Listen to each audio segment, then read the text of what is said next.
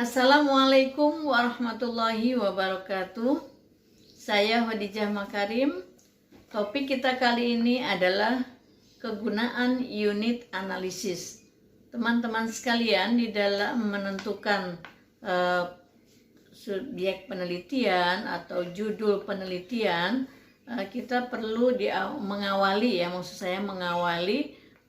memikirkan terlebih dahulu unit analisis yang akan diteliti itu apa, karena ini harus muncul di dalam perumusan judul ya. Jadi pada saat kita akan merumuskan judul harus sudah terpikir unit analisis yang akan diteliti itu siapa atau kelompok apa gitu ya. Jadi supaya terarah apa yang akan kita kerjakan. Nah, kemudian di dalam episode terdahulu saya sudah pernah membuat apa bedanya unit analisis dengan responden ya. Kali ini kita akan bincangkan tentang kegunaan unit analisis. Unit analisis adalah sumber informasi mengenai variabel yang akan diteliti, dapat berupa kelompok atau organisasi. Jadi unit analisis itu kalau kita lihat contohnya, misalnya kelompok tani. Kelompok tani itu adalah unit analisis. Jadi kalau di dalam judul itu ada pada kelompok tani XXX misalnya di kabupaten apa misalnya. Kita kan tidak meneliti kelompok taninya secara organisasi, tapi pada prinsipnya nanti kita akan bertanya kepada petani-petani yang ada di kelompok tani tersebut. Jadi kelompok tani itu adalah sebagai unit analisis, respondennya adalah petani. Itu contoh yang pertama. Contoh yang kedua, kalau misalnya ada penelitian tentang pendidikan non formal, misalnya akan meneliti tentang pramuka. Di judulnya adalah gudeg pramuka apa misalnya ya, ada angkanya, ada tempatnya. Nah, unit analisisnya adalah itu tadi, gudeg pramuka, kelompok pramuka. Nah, respondennya adalah anggota pramuka. Itu contoh yang kedua. Contoh yang ketiga, kalau misalnya akan meneliti di dalam judulnya itu adalah PKK, kelompok PKK misalnya di kecamatan XXX misalnya, kabupaten SSS misalnya. Nah, kelompok PKK adalah unit analisis. Respondennya adalah anggota dari kelompok itu, yaitu ibu-ibu yang aktif di PKK. Nah, jadi teman-teman sekalian jangan lupa bahwa unit analisis itu gunanya adalah untuk menentukan fokus penelitian. Ya, itu yang pertama kegunaannya. Kemudian yang kedua adalah memperjelas pengamatan.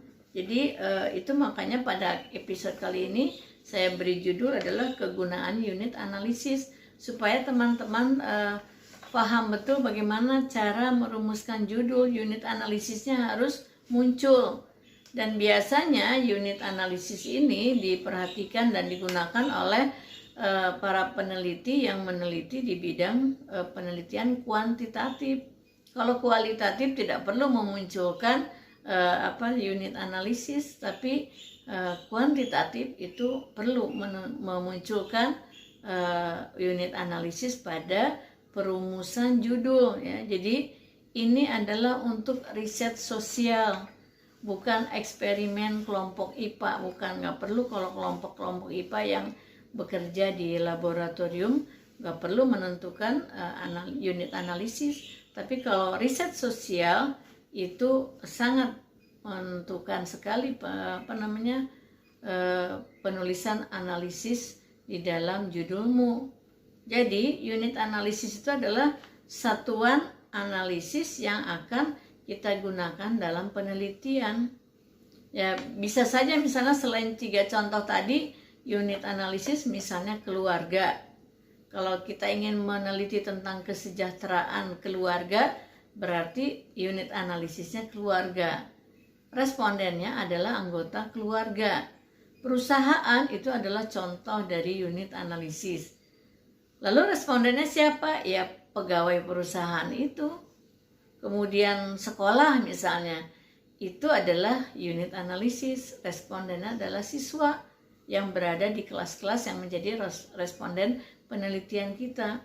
Kemudian kalau misalnya teman-teman yang kuliah di pengembangan wilayah misalnya ya, akan meneliti tentang wilayah tertentu, kota tertentu, kabupaten tertentu, maka area itu disebut unit analisis. Misalnya wilayah provinsi apa, kan kita tidak akan meneliti satu provinsi, nanti diwakili oleh kota atau kabupaten tertentu yang sudah terpilih sesuai dengan syarat-syarat penelitian kita, gitu ya. Jadi bisa individual, bisa kelompok. Nah, kalau individual tadi misalnya judulnya itu pada pelajar, bla bla bla misalnya, pada pegawai, pada pekerja, atau pada misalnya siapa individual yang ada di dalam judulmu. Itu kan bukan kalau kita sebut pelajar, kan nggak semua pelajar kita teliti. Nanti responden terpilihnya itulah yang menjadi fokus penelitian kita, gitu ya.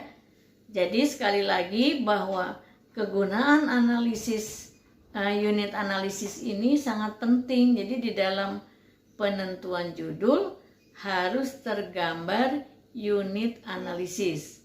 Gunanya dua, satu memfokuskan masalah penelitian, yang kedua adalah memperjelas penelitian kita, arahnya kemana, dan nanti akan mudah di dalam menentukan responden.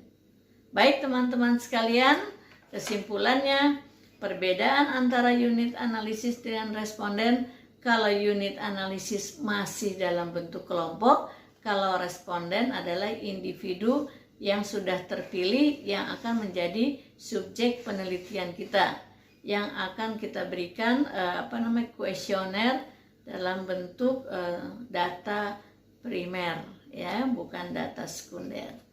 Mudah-mudahan bisa dipahami. Untuk pengantar silahkan nonton video tentang perbedaan unit analisis dan responden, dan juga partisipan yang sudah pernah saya produksi terlebih dahulu. Mohon maaf bila ada kekurangan. Jangan lupa subscribe, like, dan komen. Share juga ke teman-teman yang sedang merumuskan judul penelitian supaya tidak bingung. Pikirkan terlebih dahulu unit analisisnya apa, baru nanti kamu akan mudah menentukan responden yang akan diteliti.